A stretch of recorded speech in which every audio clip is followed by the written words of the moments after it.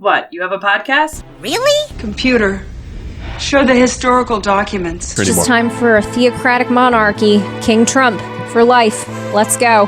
I said, no, Sean, I'm going to be a dictator. I said that. Hello, and welcome to another episode of Recovery from Politics podcast. I am your host, Kyle Frame, and today is Friday, January 12th, 2024. I've been off recently, mostly for holidays. My kids were home, my wife was home, everybody was, here, and I don't exactly have a studio, so this place has been a little hectic. And I also delayed another show for the new year because I wasn't really sure what I was doing. My pissing into the wind, so to speak. I've run into some issues on social media lately that did make me rethink things. Am I really offering anything to the debate? Am I talking out my own ass? The whole point of this show wasn't just a place so that I could go and talk. That's like a little cherry on top, but that's not the point. The recovery part is the important part when it comes to politics in the United States. We are very tribalist. We see things through a very tribal lens. We associate with our party, our group, whatever the group is. It doesn't have to be Republican or Democrat or even a political party at all. But we identify with that group, and then we see things through those, rose-colored glasses. And we don't really see anything. As stated excellently in the show BoJack Horseman, when you're wearing rose-colored glasses, all the red flags just look like flags. And what I wanted to do when I created this, and the reason that I called it Recovery from Politics, is I wanted to remove the red rose-colored glasses, and I wanted to look at politics in the United States from a different lens. I didn't want to look at it from a political party lens. I am not a Democrat. I am not Republican. I am currently independent. I do not align even with the DSA, even though they probably align most with my policies. I would consider myself a socialist. But again, I'm pretty fluid. I move all over the place. Mentally, I think of myself as conservative by nature. I want to walk before I run, kind of a deal.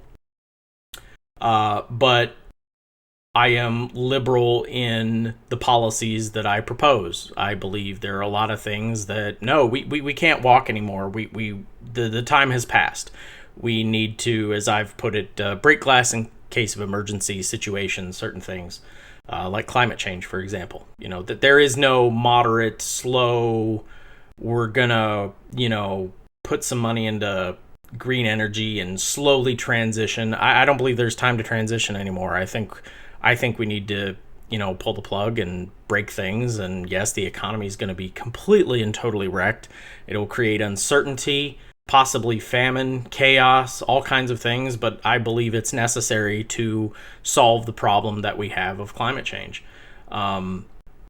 That's where I am on that. So I'm a mixed bag. I'm all over the place. And because of that, I think I can look at things from a unique perspective. It helps that I am what is known as a highly sensitive person. You might hear the word sensitive and immediately think, oh, that means he's crying all the time. And, well, yeah, sure, I cry at dumb things and, lots of stupid things.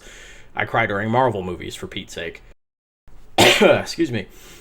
But another thing that comes with being a highly sensitive person is we see things, we connect dots that aren't normally there, and we are able to, pull from the world that we see things that other people don't see. I've had a manager before say that I would be perfect for quality assurance because, quote, Kyle sees everything. And that's true for a couple hours a day, because it is extremely taxing on my brain. It's very, very draining. But for about 2 to 3 hours a day, I do see everything. I mean, my sensory input is on overload. And that's usually first thing in the morning after I've had my cup of coffee. I go onto my news sites, New York Times, Washington Post, Al Jazeera, The Nation, Jacobins, The Bulwark. I mean, I go everywhere, right? And I pull all this information, and several stories that are not connected all of a sudden, come together and make a kind of sense to me. Now, I have noticed that under a President Biden, it's easier to do that under, say, Trump. Trump was a whirlwind of chaos, and you never knew his whims. So when you did try to take a bigger picture of, like, what the hell is really going on around here, it was very difficult to do with him because you couldn't see a clear pattern. Now, there is ultimately a clear pattern when it comes to Trump, is that he will do whatever makes him look good.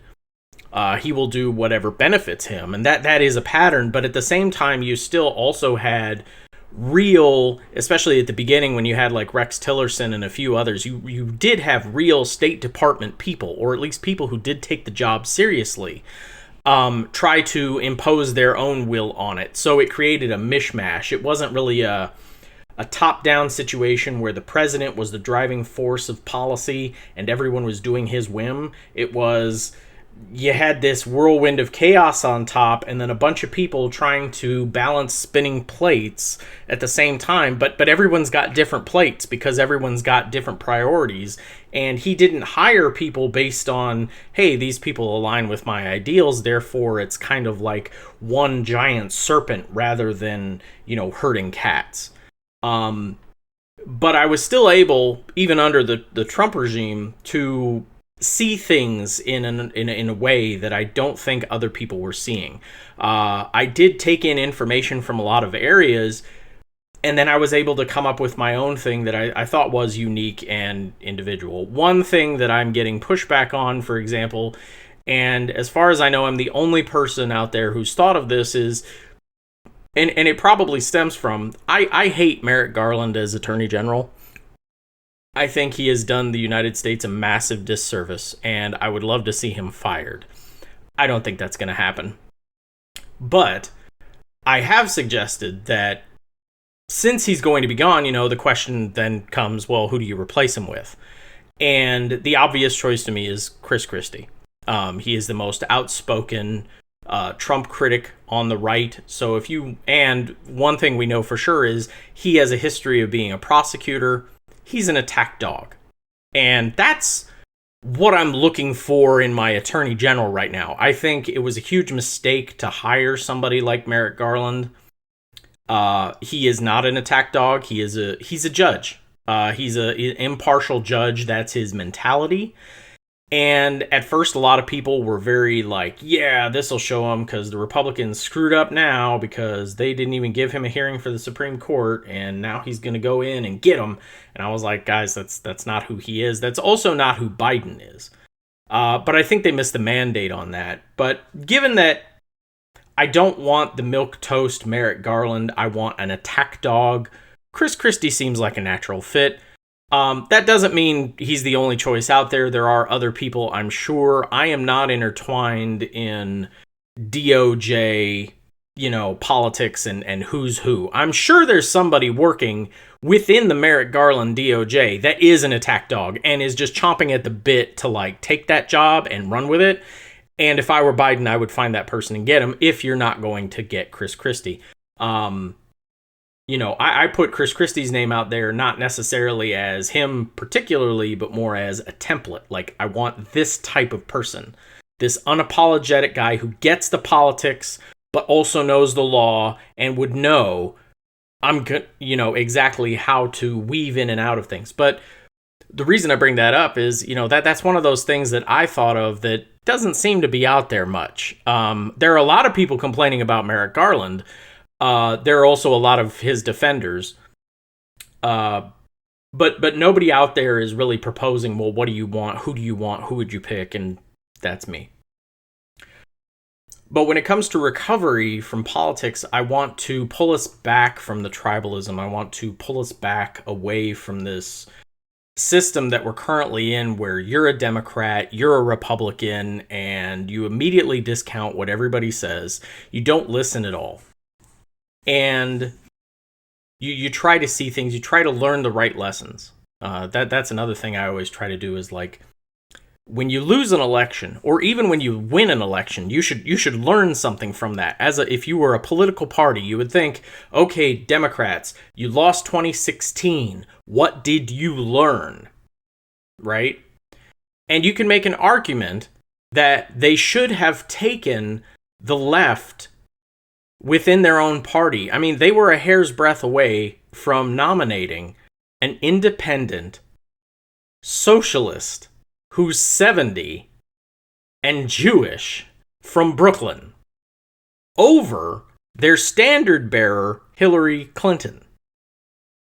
And not once did the Democratic Party stop and say, hey, maybe we should look into why Hillary almost lost her own primary.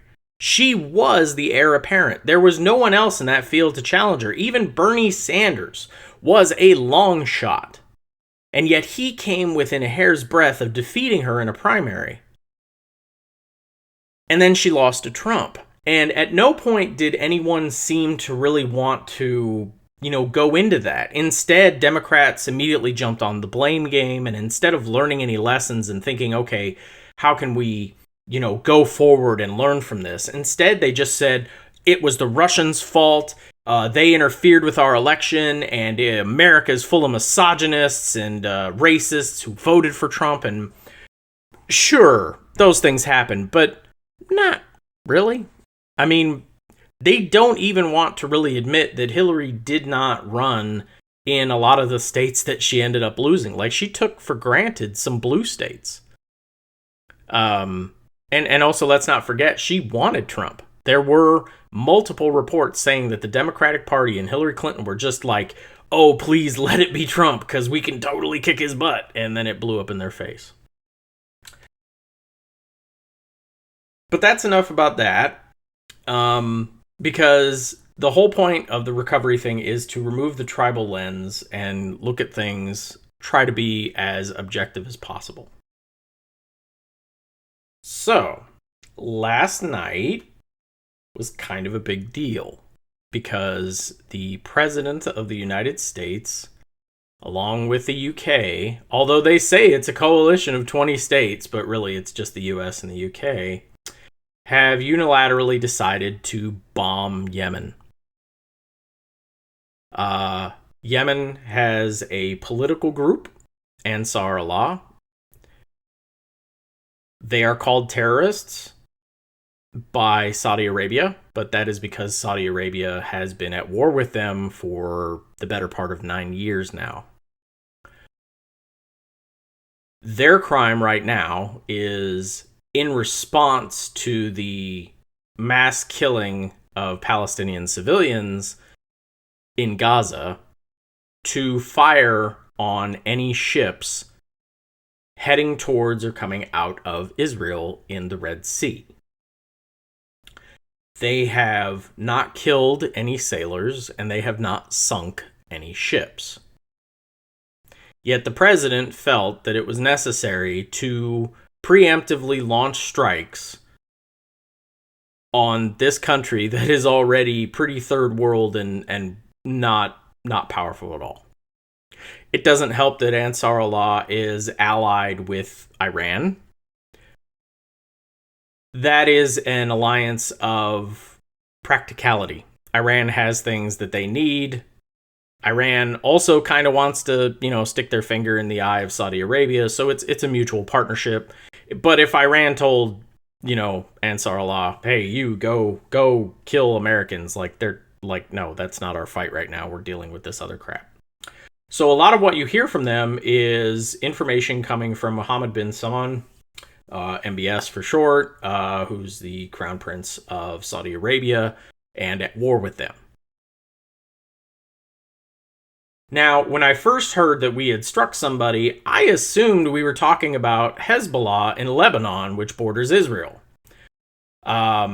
This is kind of the downside, that there are so many factions over there that when I first heard that we launched strikes, I assumed it was that. So if you see a post of mine out there saying that Ansar Allah is in Lebanon, I was confused. I confuse them with Hezbollah. Now, Hezbollah is an Iranian terror cell that they, those two are interlocked. Hezbollah is a proxy for Iran. But Ansar Allah, also known as the Houthis, in case you guys didn't know that, but Ansar Allah is their actual name. Houthis is the colloquial term. Basically, they were founded by a guy whose name was Houthi. So, ta-da, they're the Houthis. Anyway, the thing that strikes me about this is, obviously, you have a lot of neocons, okay? David French, a few other conservatives are like, fuck yeah, it's about time we did this, yeah, because reasons. And that's fine. That's expected from them. If I find a neocon who's actually mad that a president bombed someone, I'm taken aback. That has not happened much in my lifetime. And some Democrats, in particular Ro Khanna and Cori Bush of the House, have suggested that this is not constitutional. And I do take offense to this from Biden. President Biden is trying to place himself at odds with Trump and say, I'm the exact opposite of him. And yeah, it's becoming harder to see that these days. It really is. Especially when it comes to this. I believe that if a president feels strongly about bombing somebody, that he bring his case to the American people and that Congress votes on it and gives him authorization to do so. And that authorization should be extremely narrow.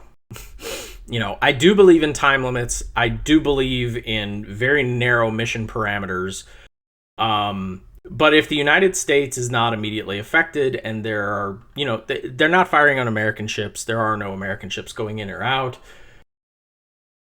And the amazing thing is that a lot of people, a lot of governments, Germany, France, a few others, are saying that the reason for these strikes is to de-escalate. Like, we just want Ansar Allah to stop bombing ships.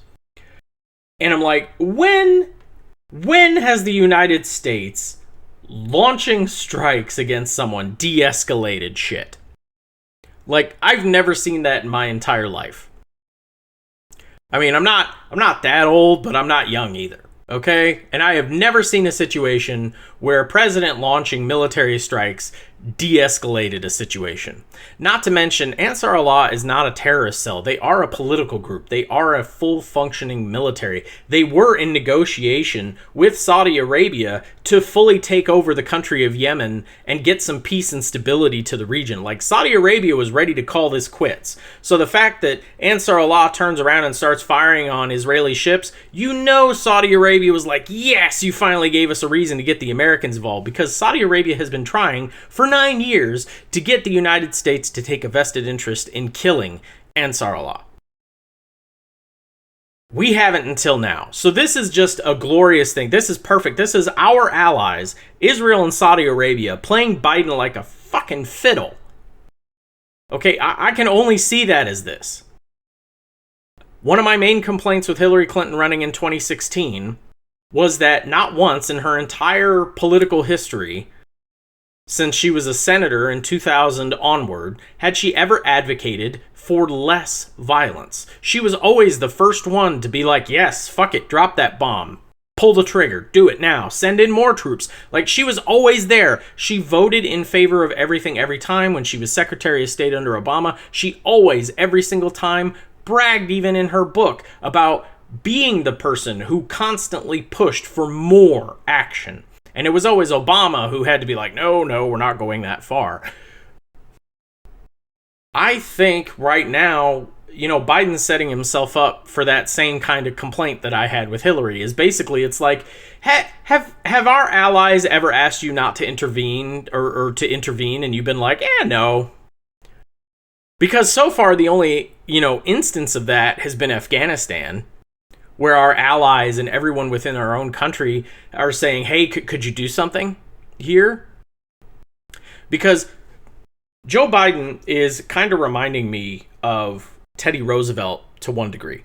Is that domestically, he seems to be very progressive, forward-thinking. For example, Teddy Roosevelt was the first president to invite a black man to dinner in the White House. And that created a shitstorm back then, right? Like, that was a, holy fuck, what are you doing? It was so bad that Teddy Roosevelt effectively had to not ever do that again. You know, otherwise his own party would have revolted on him. But outside of America, when it was non-American minorities, like, he talked about them and treated them like shit.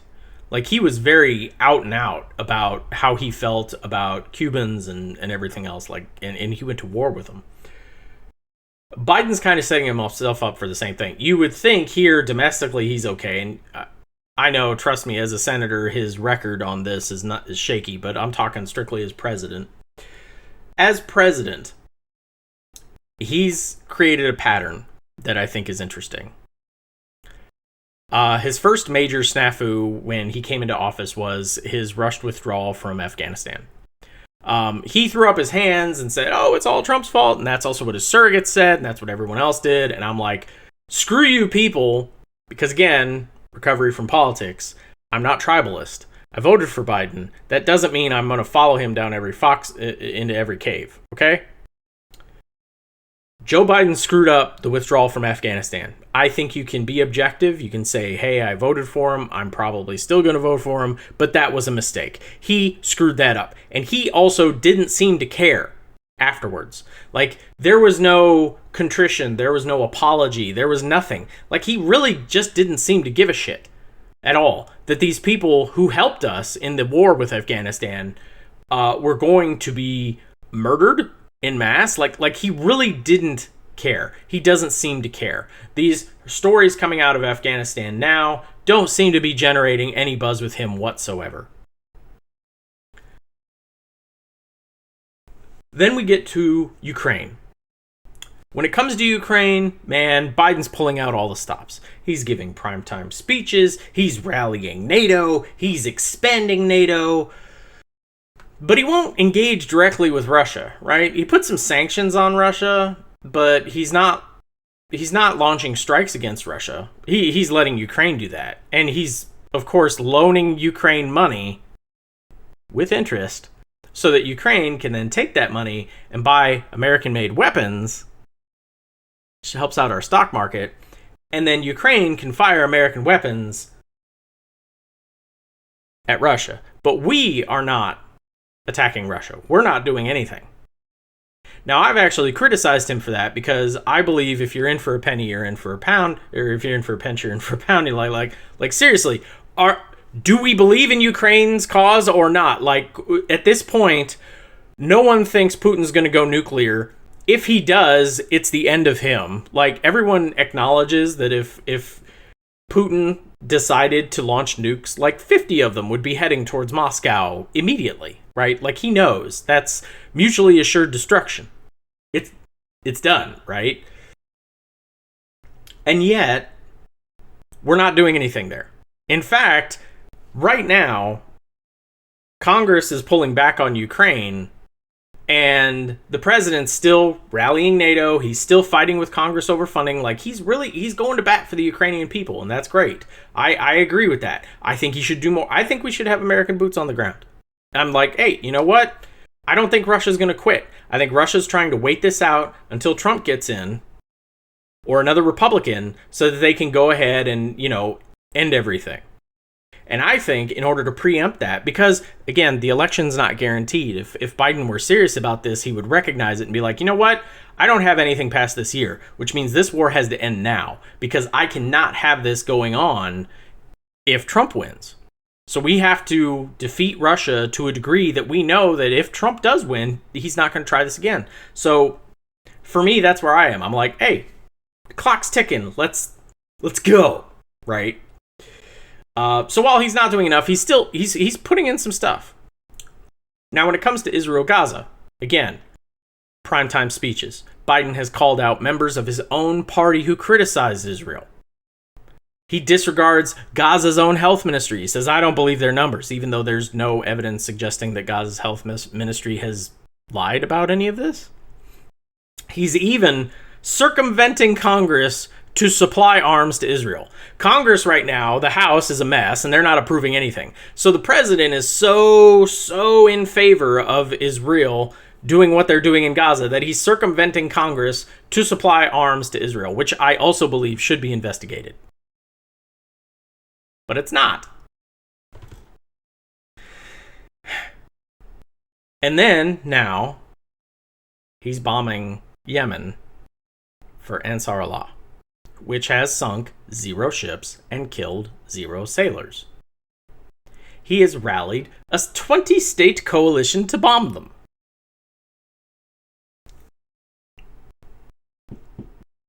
Now, one of the things I find very disturbing right now is Biden, the White House, their surrogates, a lot of Democrats, especially people on social media who are very, very tribalist and complete Biden stans. I will go on there and be like, guys, I think it's very problematic that you are mad at Muslim Americans, because Muslim Americans right now are saying they're not going to vote for Biden because of his actions in Afghanistan, Israel, and now I'm pretty sure in Yemen. They're not going to vote for him because under his watch, Muslims are actively dying. Muslims around the world are dying because of Biden's inaction, support, or now direct action. So he's got the full trifecta here. In Afghanistan, he's not doing anything. He's just hands off, so they're dying. In Israel, he's actively supporting the killing of Muslims. And now in Yemen, he is the one pulling the trigger and killing Muslims. And yet the Democratic Party has the audacity to go to the Muslim American community and say, hey, if you don't vote for this guy who's killing you, Trump will make it worse. I understand when someone who looks and sounds like me tells somebody who looks and sounds like me, oh my God, isn't it crazy these people are voting against their own best interests? But we have to understand we are speaking from a place of privilege. I don't know or am related to anyone over in the Middle East. I don't have any members of my family fighting in the war on any side over there. I am also not religious, so I double don't give a fuck. Like, I have no dog in this fight. Other than I don't like to see humans being murdered, which apparently is a controversial statement in some circles.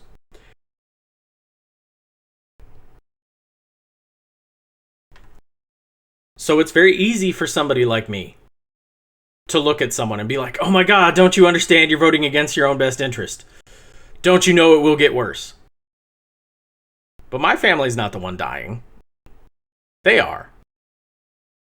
And so, I'm officially, I've come out before. I said the day Biden was going to lose was the day that Merrick Garland assigned a special prosecutor, appointed a special counsel to investigate the president for his documents issue, which immediately gave ammunition to Trump to be able to both sides that bullshit. And I said, that's it, you're going to lose. I'm sorry. That was it. I called it all the way back then.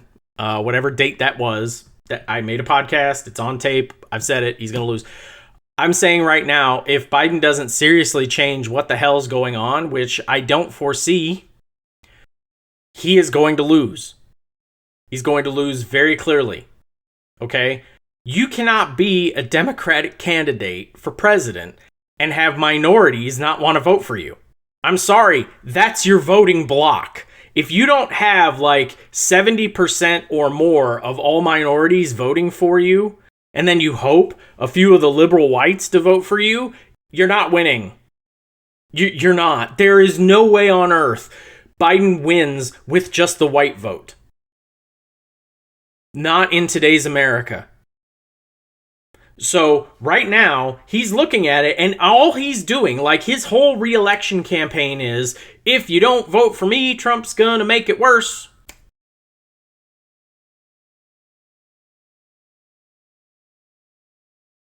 It's crazy to me. And then the tribalism is really something special. Like, nobody wants to hear alternative point of views. If I go on to Threads right now and say that what Biden is doing is unconstitutional, either the strikes in Yemen last night or the fact that he circumvented Congress to supply arms to a country, whether they're our ally or not, I don't give a fuck. Okay? If... as I've always said, the litmus test is really very simple. Would you be okay if this was your worst possible president? Right? So for me, it's Donald Trump. Would I be okay if Donald Trump circumvented Congress to do fucking anything? No, I wouldn't.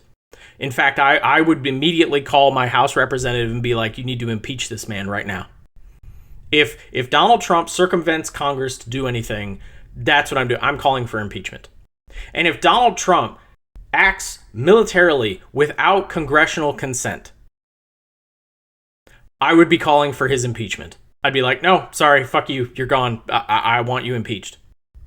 So if I want it done for Trump, what would that make me if all of a sudden, just because Biden's doing it and he's supposedly a steady hand on the wheel, that makes it better?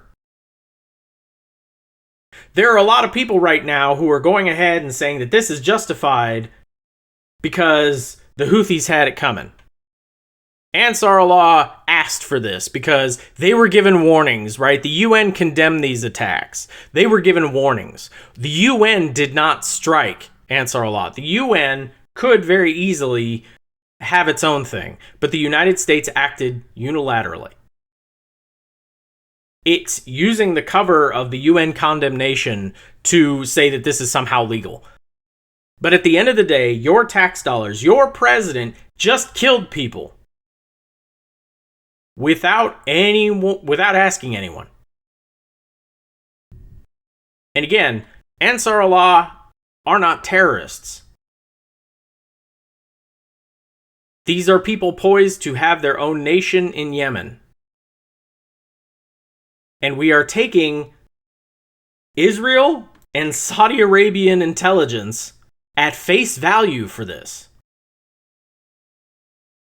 Be very careful what you read about Ansar Allah in the coming days, because a lot of it is going to be regurgitated bullshit from those two countries who do have a vested interest in seeing them destroyed. Saudi Arabia would love nothing more than a puppet state Yemen on its border, if not just outright consuming them. They've been trying to do that for over a decade. This is perfect for them. But again, why is Ansar Allah even firing on these ships? Like, what started this? Oh, just a little thing like over 20,000 women and children being killed in Gaza by indiscriminate bombing, by cutting off food and water and supplies to civilians. Again, I don't care who the president is, they should not be in favor of that. Yet Biden's bear hug Bibi strategy has kind of put him in a shit situation right now. He can't backtrack. If he backtracks, he looks weak. So his only way through is forward, constantly. Now here's something. These idiots are saying this was done so that they could, disengage. They could shut this down. They could dissuade Ansar Allah from bombing ships. They've already answered and said they will escalate.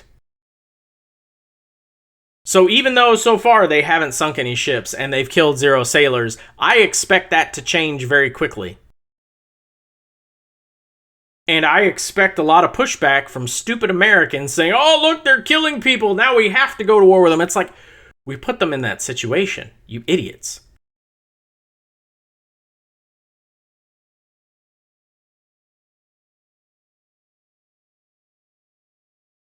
President Biden is arguing that he is the only candidate between him and Trump who's arguing in favor of democracy. Yet, in this one podcast, I have pointed out 2 instances where he has disregarded the Constitution and acted without authority. I can make a very easy argument right now that he is not in favor of democracy. Just because he's not saying, I'll be a dictator, but only on day one, doesn't mean he isn't acting like one. I did not elect Biden to start wars in the Middle East. Especially without congressional authorization, especially without us being attacked. Again, the United States has not been attacked by Yemen, Ansar Allah, Hezbollah, Gaza, the West Bank, Palestinians. The United States has not been attacked. Yet for some reason, our president is firing missiles at people, killing them, allowing it to happen with American missiles, or turning a blind eye when it happens on someone else's watch. I do have to question it now, because it's really strange that the one time he's like all in, and he totally wants to defend people, is when they're not Muslim. I mean, it's a very clear pattern right now. He seems to really want to defend the non-Muslims.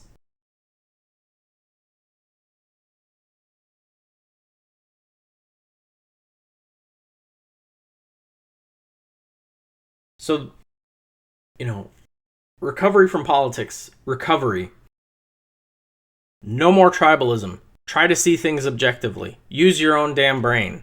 And what I can tell you right now is there are a lot of people who are very happy right now. Mitch McConnell, one of them. That should be really shocking to you if you hear that. Hey, Mitch McConnell agrees with you. That should cause you to take some pause. But for Biden, no, it doesn't. For Biden, it's like, oh yeah, that's my good friend Mitch from back in the Senate. That's kind of a problem. If Mitch McConnell's agreeing with you, if MBS thinks what you're doing is great, like, that's an issue. That's enlightening.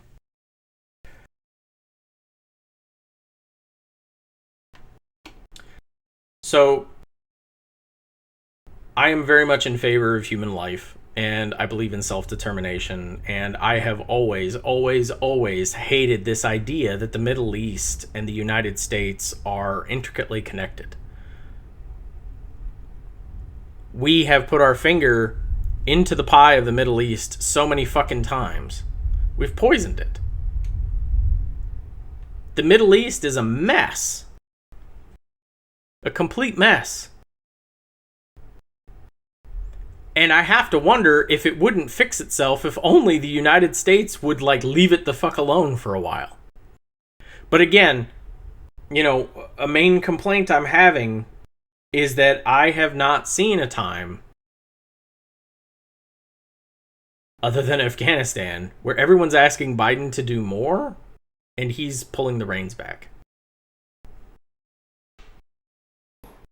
He's circumventing Congress to give arms to people who are killing Muslims, and now he's circumventing Congress to bomb Muslims himself.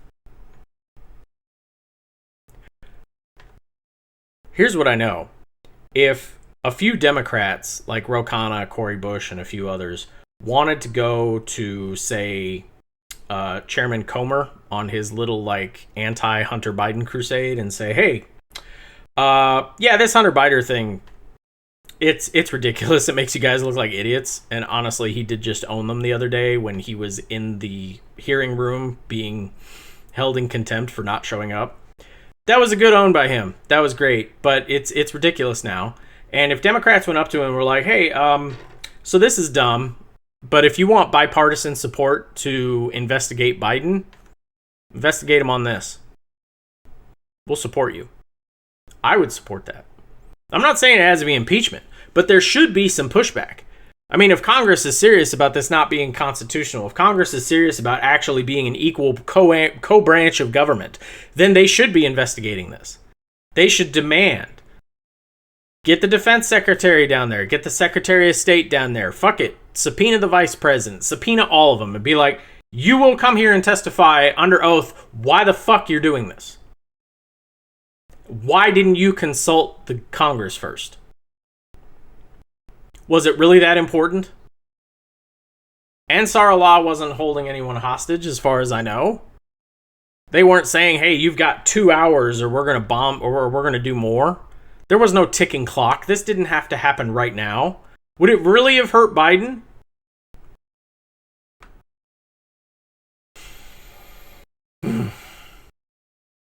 Yeah.